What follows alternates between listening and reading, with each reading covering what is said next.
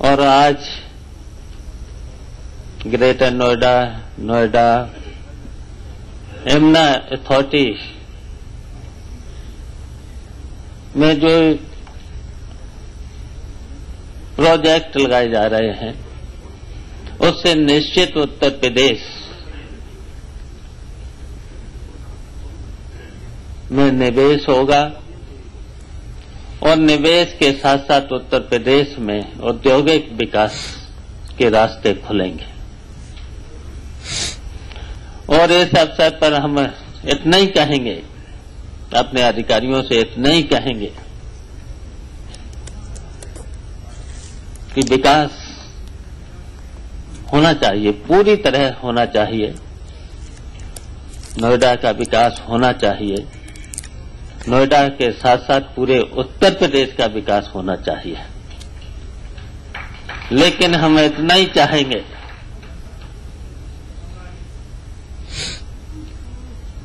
नोएडा को खूब चमकाइए, उत्तर प्रदेश के शहर खूब चमके, उसके साथ साथ वहां तक रोशनी पहुंचना चाहिए। जो अंधेरे में हैं उनका भी ध्यान रहना चाहिए। तो मैं इस अवसर पर इतना ही कहेंगे, खूब चमको, लेकिन जो अंधेरे में हैं उनका भी ध्यान रहना चाहिए। इन्हीं शब्दों के साथ हम पुनः मुख्यमंत्री जी को और सभी अधिकारियों को बधाई देता हूं कि जो उत्तर प्रदेश विकास के रास्ते पर जा रहा है और निरंतर विकास के रास्ते पर जा रहा है, इसके लिए हम बधाई देना चाहते हैं। जय हिंद। बहुत बहुत धन्यवाद माननीय लोक निर्माण मंत्री महोदय। और अब हम माननीय मुख्यमंत्री महोदय से अनुरोध करेंगे कि वो बटन दबाकर परियोजनाओं का शुभारंभ करने की कृपा करें। नोएडा, ग्रेटर नोएडा और यमुना औद्योगिक विकास प्राधिकरण की 13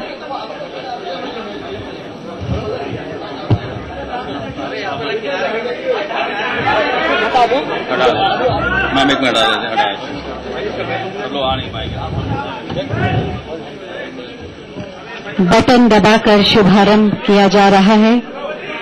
नोएडा, ग्रेटर नोएडा और यमुना औद्योगिक विकास प्राधिकरण की 13 महत्वपूर्ण परियोजनाओं का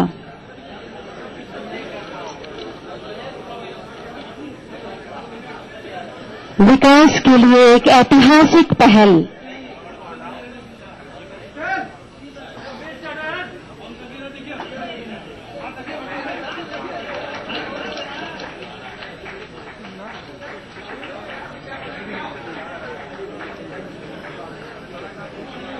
वायदों को पूरा करने की कोशिश, सपनों को साकार करने की पहल, जन जन के लिए, जन जन के हित में शुभारंभ हुआ 13 परियोजनाओं का।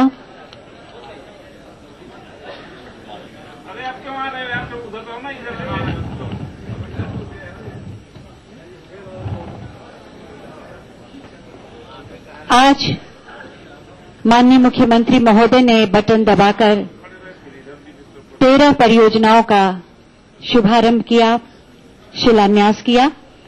ग्रेटर नोएडा चिकित्सा विश्वविद्यालय से संबंध ओपीडी का आज से शुभारंभ हो रहा है। हम वीडियो कॉन्फ्रेंसिंग के जरिए सीधे चलते हैं ओपीडी और वहां से प्रोजेक्ट डायरेक्टर डॉक्टर भट्ट सीधे माननीय मुख्यमंत्री महोदय से संवाद स्थापित करेंगे। वहां पर भी एक आयोजन है और वीडियो कॉन्फ्रेंसिंग के जरिए माननीय मुख्यमंत्री महोदय की उपस्थिति होगी और वहां के लोगों का भी उत्साह बढ़ेगा। हमको इसी सामने देखना ना, कैमरे के सामने। डॉक्टर भट्ट, आप अपनी बात शुरू कर सकते हैं।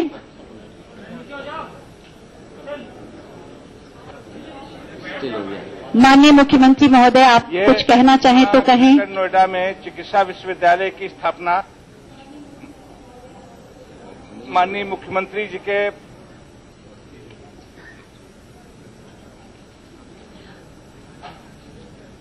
आपकी आवाज हमें सुनाई दे रही है डॉक्टर भट्ट। जी के प्रयासों से, उनके आशीर्वाद से ये पूर्ण हो पाई है। मेरी आवाज आ रही है? जी जी, आपकी आवाज हम सुन पा रहे हैं, आप बोलें।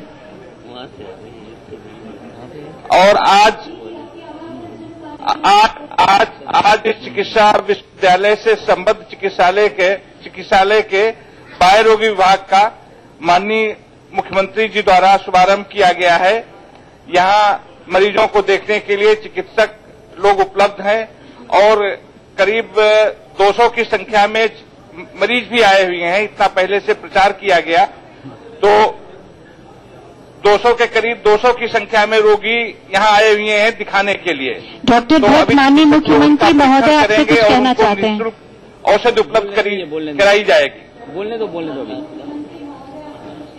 जी हाँ। हाँ डॉक्टर साहब बोलिए, अभी पूरा आप खत्म करिए पहले। जी सर। आवाज नहीं आ रही।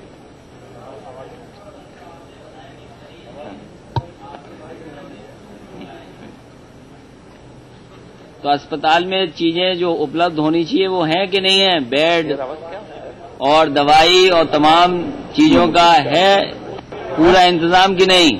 आवाज नहीं सुनाई पड़ रही है सर। माननीय मुख्यमंत्री महोदय पूछ रहे हैं वहां पर सारी सुविधाएं हैं कि नहीं? मरीज तो आ गए हैं मगर सुविधाएं हैं?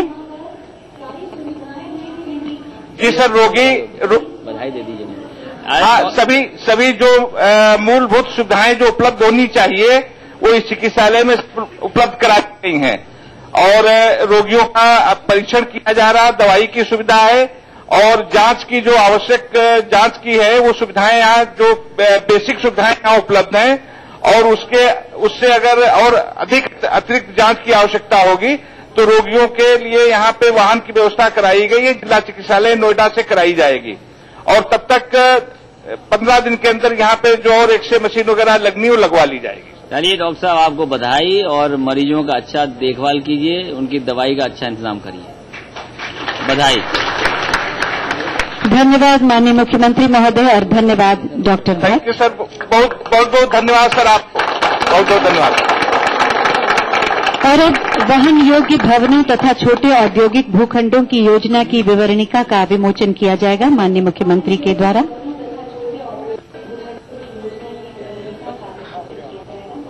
वहन योग्य भवनों तथा छोटे औद्योगिक भूखंडों की योजना की एक विवरणिका प्रकाशित की गई है जिसका विमोचन माननीय मुख्यमंत्री महोदय के कर कमलों द्वारा किया जाएगा।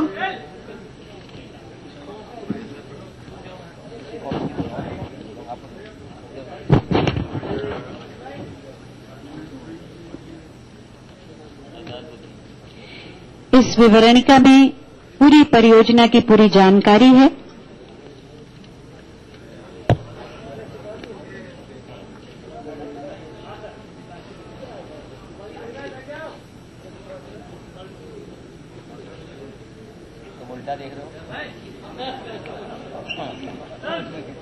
बहुत बहुत धन्यवाद माननीय मुख्यमंत्री महोदय।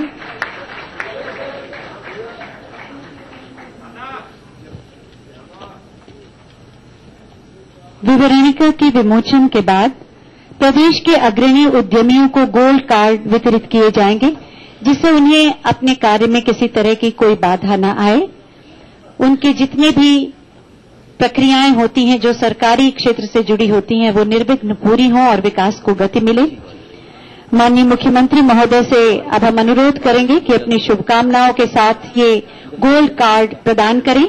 सबसे पहले मैं आईआईए के श्री मनीष गोयल जी को आमंत्रित कर रही हूं, वो आएं और गोल्ड कार्ड ग्रहण करें। इंडियन इंडस्ट्रीज एसोसिएशन के श्री मनीष गोयल जी। अगले उद्यमी होंगे पीएचडी चैम्बर ऑफ कॉमर्स और इंडस्ट्री के श्री रामकृष्ण शरण जी।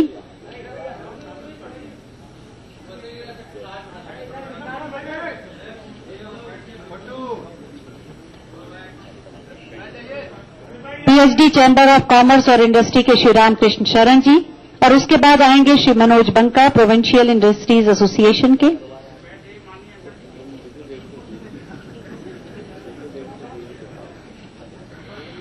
श्री मनोज बंका जी के बाद आएंगे श्री मिथिलेश कुमार गुप्ता, कानपुर महानगर दाल मिलर्स एसोसिएशन के।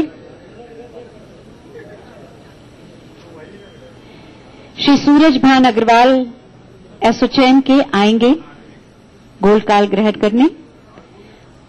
कोल्ड स्टोरेज एसोसिएशन यूपी के श्री महेंद्र स्वरूप जी आएंगे। नोएडा एंटरप्रेन्योर एसोसिएशन के श्री वीपी मल्हन जी को भी गोल्ड कार्ड दिया जाएगा और फार्मास्यूटिकल एसोसिएशन के श्री अतुल कुमार सेठ जी को भी गोल्ड कार्ड प्रदान किया जाएगा।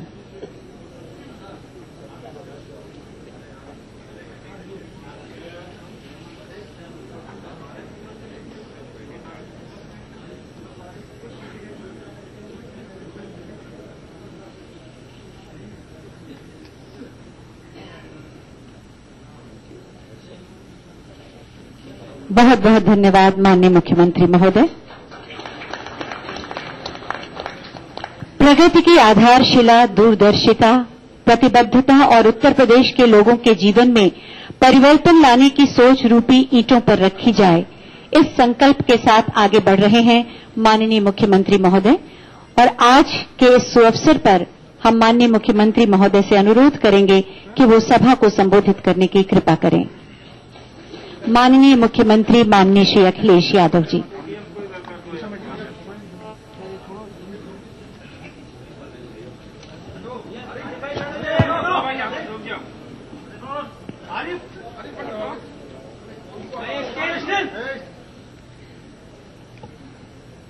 मंच पर और आज के कार्यक्रम में उपस्थित सभी समाजवादी पार्टी की सरकार के मंत्रीगण, उपस्थित नोएडा ग्रेटर नोएडा एक्सप्रेसवे के सभी अधिकारीगण, उपस्थित समाजवादी पार्टी के सभी मंत्री, उपस्थित पत्रकार साथियों, आज का कार्यक्रम नोएडा ग्रेटर नोएडा और यमुना एक्सप्रेसवे के जो महत्वपूर्ण कार्यक्रम और महत्वपूर्ण योजनाएं उनका शुभारंभ भी है और कुछ परियोजनाओं का लोकार्पण भी है। कई हजार करोड़ की आज योजना शुरू हो रही है या लोकार्पण है। नोएडा ग्रेटर नोएडा और एक्सप्रेसवे दिल्ली के बिल्कुल बगल का इलाका है। जितने महत्वपूर्ण लोग राजधानी में रहते हैं उसके बराबर के महत्वपूर्ण लोग भी नोएडा ग्रेटर नोएडा और आसपास रहते हैं। बड़ी संख्या में प्रतिष्ठित लोग भी रहते हैं। दिल्ली के बगल के होने के कारण नोएडा ग्रेटर नोएडा उस इलाका का महत्व बहुत बड़ा है और उत्तर प्रदेश की शुरुआत भी यहीं से होती है। एक तरीके से उत्तर प्रदेश में जो निवेश है या इन्वेस्टमेंट है या किसी रूप में डेवलपमेंट जो दिखाई देता है, कहीं न कहीं नोएडा ग्रेटर नोएडा तक ही सीमित रह जाता है और महत्वपूर्ण योजनाएं भी वहीं पर चल रही हैं। बहुत सारी इंडस्ट्री पहले से लगी हुई है, बहुत पहले से शुरुआत हुई और उसके बाद लगातार उस इलाकों में इंडस्ट्री भी आ रही है। बहुत सारे ऐसे महत्वपूर्ण प्रतिष्ठान भी बन रहे हैं जिनका कहीं न कहीं महत्व है उत्तर प्रदेश की खुशहाली और तरक्की में। जैसा कि मैंने पहले भी कहा था कि समाजवादी पार्टी की सरकार को बहुमत मिला है और बहुमत के साथ साथ समाजवादी पार्टी की जिम्मेदारी है कि उत्तर प्रदेश को स्थायी विकास की ओर ले जाने के लिए आज जो योजनाएं शुरुआत हो रही है, जिस दिशा में उत्तर प्रदेश चला है, मुझे पूरा भरोसा है कि उत्तर प्रदेश भी खुशहाली और विकास के रास्ते पर चलेगा। केवल समाजवादी पार्टी नहीं कहती, जितने भी महत्वपूर्ण लोग हैं इधर मुलाकात जिनसे हुई है, चाहे वो रिजर्व बैंक के गवर्नर हों, वर्ल्ड बैंक के प्रेसिडेंट हों या अभी हाल में जब 300 ब्रांचों का उद्घाटन था देश के वित्त मंत्री, उन्होंने भी कहा कि उत्तर प्रदेश का जब तक विकास नहीं होगा तब तक देश का विकास संभव नहीं है। और देश को अगर आगे खुशहाली के रास्ते पे देखना है, जहां जीडीपी से लेके तमाम आंकड़े हैं पर कैपिटा इनकम, जब तक उत्तर प्रदेश का योगदान नहीं होगा, उत्तर प्रदेश खुशहाल नहीं होगा, तमाम आंकड़े वैसे की वैसे रहेंगे।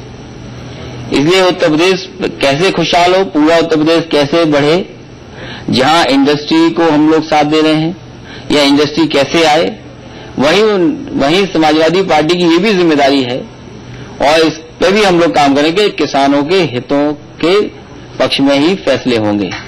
बिना किसानों के हित के कोई विकास पूरा नहीं हो सकता, वो विकास अधूरा दिखाई देगा। जब दुनिया में और तमाम तरह के शब्द आ रहे हैं, इंक्लूसिव ग्रोथ, सस्टेनेबल ग्रोथ, हमारा किसान और गरीब छूट जाएगा तो मैं समझता हूं वो ग्रोथ कहीं की नहीं है। उसको भी साथ लेकर के चलने का संकल्प भी समाजवादी पार्टी का है। अब उत्तर प्रदेश की बनावट ऐसी है, उसके लिए पहले से बना हुआ है। जमीन को लेकर के सबसे ज्यादा महंगी चीजें नोएडा, ग्रेटर नोएडा में है। बिजली का उत्पादन दूसरे हिस्से में है और बिजली की खपत भी दूसरे हिस्से में है। मान लीजिए जमीनें महंगी तो नोएडा में है, ग्रेटर नोएडा में है। यमुना एक्सप्रेस में उन इलाकों में बहुत महंगा है, घर लेना भी, घर बनाना भी, जमीन को पाना भी। और उत्तर प्रदेश की जो बनावट है, जो बिजली है, सब आपकी ईस्टर्न हिस्से में है। हो सकता है ये बात सही भी हो, एक जिले में इतनी बिजली कहीं नहीं बनती होगी जितनी आपके उत्तर प्रदेश में सोनभद्र जिले में बनती है। पूरे देश में कहीं भी इतना बिजली का उत्पादन नहीं होता होगा और पूरी बिजली वहां से चली जाती है किधर? दिल्ली की तरफ। सब तार लगे हुए हैं, सब लाइनें बिछी हुई हैं और आगे गंगा का पानी बहता है ऊपर से नीचे। पैसा है नोएडा में, तो इसलिए हम लोगों ने कोशिश भी की है और सरकार बनते ही हम लोगों ने फैसला भी लिया है कि इंफ्रास्ट्रक्चर डेवलपमेंट फंड एक बनाएंगे। जो ये अथॉरिटी बहुत मुनाफे में है, नोएडा है, ग्रेटर नोएडा है, यमुना एक्सप्रेस वे है, गाजियाबाद है और भी अथॉरिटीज हैं, एलडीए है, जो अथॉरिटी बहुत मुनाफे में है, उनका कुछ धन निकाल करके हम लोग इंफ्रास्ट्रक्चर डेवलपमेंट फंड कर देंगे, जिससे कि और जगह भी हम लोग विकास कर सकें। मान लीजिए कुछ इलाकों में सड़क बनानी है 4 लेन, या कोई इंतजाम देना है अस्पताल का या स्कूल कॉलेज का, या सड़क बनाने के लिए या किसी और पानी के इंतजाम के लिए, तो कोशिश होगी कि इस इंफ्रास्ट्रक्चर फंड से उन इलाकों में भी काम करें हम लोग जिन इलाकों में पैसा नहीं पहुंच पा रहा है। इसलिए समाजवादी पार्टी का प्रयास रहा है कि घोषणा पत्र के माध्यम से काम हो और हम लोग उसमें कामयाब भी हुए हैं और उत्तर प्रदेश में निश्चित विकास हो और एक ठोस विकास की दिशा में काम करें। जहां पॉलिसी बनी है, चाहे वो इन्वेस्टमेंट के लिए पॉलिसी बनी हो, चाहे माहौल बनाने का प्रयास किया हो, बाहर के इन्वेस्टर्स को बुला करके उनसे बातचीत की हो, मैं समझता हूं उत्तर प्रदेश इस दिशा में जा रहा है जहां बड़े पैमाने पर इन्वेस्टमेंट होगा, बड़े पैमाने पर उद्योगपति आएंगे, जिससे कि उत्तर प्रदेश भी खुशहाली के रास्ते पर जाए। इसके साथ साथ किसानों के हित के काम या उनकी खुशहाली का रास्ता कैसे निकले, वो किसान कैसे खुशहाल हो, उस पर भी समाजवादी पार्टी लगातार काम कर रही है। बीच में कुछ उद्योगपति और अमूल से जुड़े लोग वो आए, वो कहा कि गुजरात में ऐसे भी जिले हैं जहां पर एक महीने में 40 से लेकर के 45 करोड़ रुपया महीने में दूध से उन किसानों को मिल जाता है। ये अमूल के लोगों ने बताया। तो उसकी भी शुरुआत की है समाजवादी पार्टी ने कि दूध के कारोबार जहां उत्तर प्रदेश में सबसे अधिक है, गुजरात या और प्रदेश मुकाबला नहीं कर सकते उत्तर प्रदेश का। उत्तर प्रदेश में आज भी दूध की पैदावार ज्यादा है, लेकिन जो आपकी संस्थाएं थीं, उन संस्थाओं को जितना महत्वपूर्ण कदम उठाने चाहिए थे मार्केटिंग में या फूड प्रोडक्ट्स में, वो नहीं किए। इसीलिए समाजवादी पार्टी की सरकार बनते ही अमूल को भी हम लोगों ने लाने का काम किया है। मुझे उम्मीद है, भरोसा है कि बहुत जल्दी अमूल के कई सेंटर्स यहाँ खुल जाएंगे, जिससे कि दूध बाजार भी बढ़ेगा और जो क्वालिटी की चीजें वो भी उपलब्ध होंगी। तो केवल ये नहीं कि शहरों का ही विकास चाहते हैं, लेकिन अब शहर बड़े हो रहे हैं। आज से 10-15 साल पहले शहर छोटे थे, इतने बड़े शहर नहीं थे जितने बड़े आज बन गए हैं। कई शहर ऐसे हैं, दो या 3 शहर मिला दो तो एक देश के बराबर जनसंख्या है, इतने बड़े हमारे शहर बन गए हैं। तो शहर में जहां लोग रहते हैं उनका भी इंफ्रास्ट्रक्चर कैसे हो, वहां पर सड़कें कैसे ठीक हो, ट्रैफिक का इंतजाम कैसे ठीक हो, फ्लाईओवर कहां बने, अंडरपास कहां बने, या हॉस्पिटल्स का इंतजाम कैसे हो। और जो लोग आ भी रहे हैं वो कहीं न कहीं ऐसा भी है कि ग्रामीण अंचल से आकर के लोग बस रहे हैं। जो अर्बनाइजेशन का पैमाना है वो कहीं न कहीं है कि इतने परसेंटेज अर्बनाइजेशन बढ़ रहा है। तो जनसंख्या के हिसाब से अगर अर्बनाइजेशन हो रहा है तो उत्तर प्रदेश में तो वाकई में सबसे ज्यादा हो रहा होगा। तो इसके साथ साथ जब इतनी योजनाएं बनी हैं और योजनाओं की शुरुआत है, मुझे पूरा भरोसा है नोएडा, ग्रेटर नोएडा, यहाँ के जो अधिकारी होंगे वो ये भी जानते होंगे कि नोएडा में कितनी बड़ी समस्या है आपके ट्रैफिक की। एक इलाका ऐसा है जहां पर गाड़ियां निकल ही नहीं सकती, कई घंटों लोगों को फंसना पड़ता है और वो सबसे महत्वपूर्ण सेक्टर है। उसके बारे में भी इनके अधिकारियों को सोचना पड़ेगा कि ऐसी जगह जहां पर शुरुआत दिल्ली की होती है, दिल्ली से आना या दिल्ली जाने का जहां रास्ता है, वो आपकी सड़कें कैसी हैं, कितने घंटे लोगों को फंसा रहना पड़ता है। तो ये व्यवस्था कैसे अच्छी हो, जहां सड़कों का इंफ्रास्ट्रक्चर ठीक हो, ट्रैफिक स्मूथ रन करे, आपका नोएडा की सफाई भी कैसी दिखाई दे, सड़कें कितनी चौड़ी हों, कहां फ्लाईओवर है। मैं समझता हूं इस पक्ष पे भी नोएडा के अधिकारी गण सब मिलकर के बड़ी प्लानिंग के साथ आएंगे, जिससे कि आपका जो दिल्ली के बगल का इलाका है वो भी वैसा ही दिखाई दे और दिल्ली से बेहतर दिखाई दे, राजधानी से अच्छा दिखाई दे। मैं इन्हीं शब्दों के साथ, क्योंकि आपके पास फंड भी है और आपका जो बजट है, बजट इतना होगा कि जितना दिल्ली का आसपास का बजट है, जितना दिल्ली का बजट है उसके आसपास ही आपका नोएडा का अथॉरिटी का भी और तीनों अथॉरिटी का मिला के बजट है। अब ये तो आंकड़े अधिकारी बता सकते हैं कि ज्यादा है कम है, अब जो अधिकारी ने गिना होगा वो बता सकता है कि बजट क्या है, डेवलपमेंट का बजट जिसको खर्च कर सकते हैं। तो ये कई प्रदेशों से ज्यादा भी बजट है इस इलाके का। इसीलिए हम लोगों ने इंफ्रास्ट्रक्चर डेवलपमेंट फंड का इंतजाम किया है कि जो ज्यादा फंड है और जगह खर्च हो जाए जहां पर अभी बहुत सारी मूलभूत समस्याएं भी दूर नहीं हुई हैं, उन इलाकों तक भी इसका पैसा लेकर के जाएंगे। अभी तो केवल नोएडा, ग्रेटर नोएडा तक ही सीमित था। इस पैसे को प्रदेश के दूसरे हिस्सों में भी ले जाए, जिससे कि खुशहाली का रास्ता बन सके। इन्हीं शब्दों के साथ मैं ये भरोसा दिला सकता हूं कि जहां शहर, जहां अर्बनाइजेशन की बात समाजवादी पार्टी कर रही है, वहीं गांव कैसे खुशहाल हो, किसान को कैसे खुशहाली मिले, किसान तक जो आमदनी है उसकी कैसे बढ़े, उस पर भी समाजवादी पार्टी लगातार काम करती रहेगी। इन्हीं शब्दों के साथ एक बार फिर अपने सभी मंत्रीगणों का धन्यवाद देता हूं, बधाई देता हूं। नोएडा के जितने अधिकारी थे इसमें लगातार कार्य किया है। मुझे पूरा भरोसा है कि इन योजनाओं को पूरा समयबद्ध करेंगे, जिससे कि लाभ जनता को जल्दी मिल सके। बहुत बहुत धन्यवाद। बहुत बहुत धन्यवाद माननीय मुख्यमंत्री महोदय। और अब हम मुख्य कार्यपालक अधिकारी नोएडा, ग्रेटर नोएडा और यमुना औद्योगिक विकास प्राधिकरण श्री रमा रमन जी से अनुरोध करेंगे कि वे अतिथियों के प्रति आभार व्यक्त करें।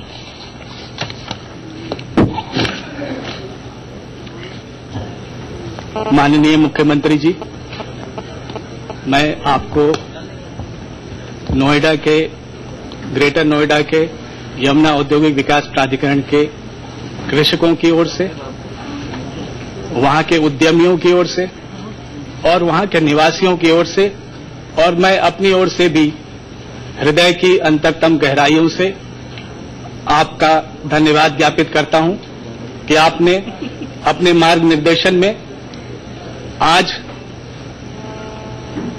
कुल 3,347 करोड़ की परियोजनाओं का शिलान्यास किया है और यह शायद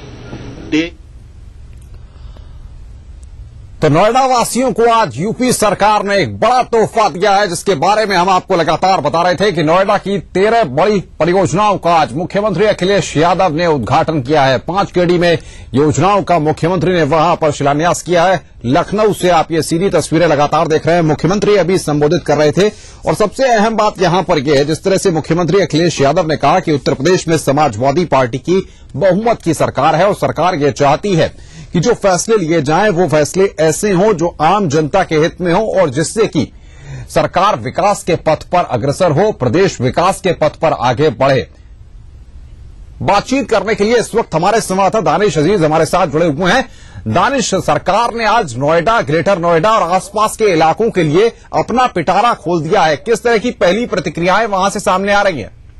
बिल्कुल, देखिए अनुपमा, अब एक तरीके से कह सकते हैं कि नोएडा, ग्रेटर नोएडा में विकास की एक तरीके से बयार बही है इतनी बड़ी परियोजनाएं, और वो भी ऐसी परियोजनाएं जिनकी लोगों को जरूरत थी, अंडरपास और मेडिकल यूनिवर्सिटी और आपके जो है अस्पताल, इन सब चीजों की आम लोगों को काफी जरूरत थी और काफी समय से मांग थी लगातार लोगों की कि हाँ ऐसी परियोजनाएं लाई जाए जिससे आम लोगों को फायदा हो। तो आज जो है जिस तरीके से 13 परियोजनाओं का जो है लोकार्पण हुआ है लखनऊ से, तो लखनऊ में जिस तरीके का माहौल है, नोएडा में और ग्रेटर नोएडा में भी वैसा ही खुशी का माहौल है। बाकायदा मिठाइयां बांटी जा रही हैं, स्पेशल में जो है बच्चों को बुलाया गया है, बच्चे नृत्य कर रहे हैं और साथ ही जो है यहाँ पर जो यहाँ का जो है ग्रेटर नोएडा का मल्टी स्पेशलिटी हॉस्पिटल है, वहाँ की ओपीडी शुरू कर दी गई। वहाँ पर जो है बाकायदा लोग आना शुरू हो चुके हैं और अपना इलाज करा रहे हैं। तो किसी हद तक जिस तरीके से जो है पिटारा खोला है सरकार ने यहाँ पर जो है आम लोगों के लिए, तो लगातार एक जिस तरीके से लोगों ने प्रचंड बहुमत दिलाकर सरकार बनाई थी, एक उम्मीद के साथ यहाँ सरकार उनका साथ देगी, सरकार उनकी जरूरतों को समझेगी। तो हम ये कह सकते हैं कि किसी हद तक लोगों की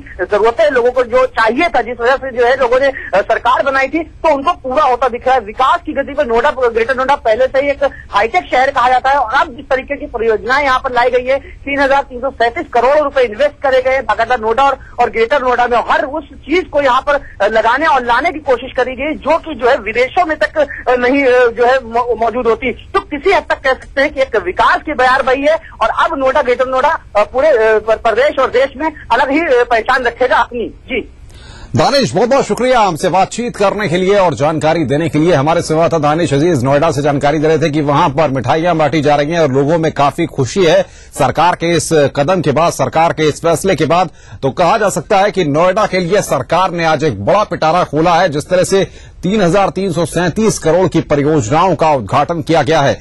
13 बड़ी परियोजनाएं हैं ये और जल्द ही ये परियोजनाएं पूरी होंगी और उसके बाद कहा जा सकता है कि नोएडा और ग्रेटर नोएडा के लोगों को जो दिक्कतें आज पेश करनी पड़ती हैं, जिनका सामना करना पड़ता है, वो दिक्कतें जल्द ही दूर हो जाएंगी।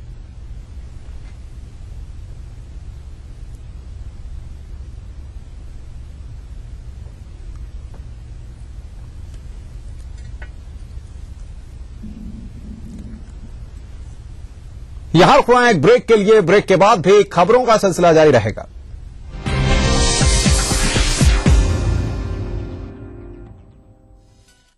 कॉर्पोरेट जगत की हर हलचल हो या प्रशासनिक क्षेत्र में बदलाव या फिर बदलाव की सुगबुगाहट, ब्यूरोक्रेसी की हर खबर पर खास नजर। शुक्रवार विशेष विश्लेषण के साथ प्रधान संपादक सुरेश मेहरोत्रा होंगे रूबरू। ब्यूरोक्रेसी की बात करेंगे कि नौकरशाही दुनिया में क्या चल रहा है। देखिए in arrangement with whispers in the corridors, सोमवार से शनिवार न्यूज एट 9 PM। मोहतरमा, मामा, दीदी, मामा, मिया, खाइए तो सही। मामा मिया, मीठे से भी मीठा मामा मिया।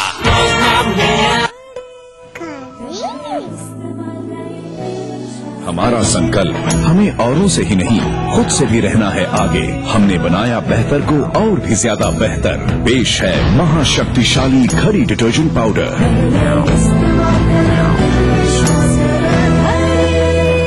करना घर का काम हो या बनानी हो भीड़ में पहचान, खूबसूरत रहने के नुस्खे भी हैं और फैशनेबल बनने के ट्रिक्स भी। शौक उभारने की पाठशाला भी है और संगनी क्वीन की कहानी भी। ये सब और बहुत कुछ सिर्फ संगनी फॉर टुडेज वुमेन के साथ। कार्यक्रम के सह प्रायोजक हैं राजेश मसाला, सचमुच स्वादिष्ट, सचमुच शुद्ध। टाइम जी डिटर्जेंट पाउडर और केक।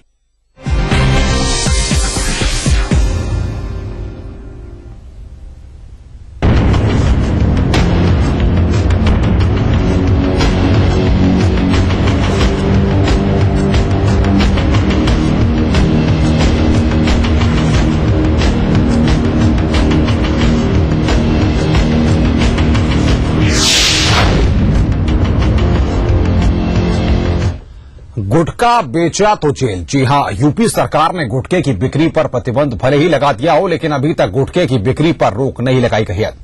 हम आपको बता दें कि गाजियाबाद की सूरत हाल हम आपको दिखाने जा रहे हैं, जहां खुले में और वो भी स्कूल से बिल्कुल नजदीक में गुटखा बेचा जा रहा है।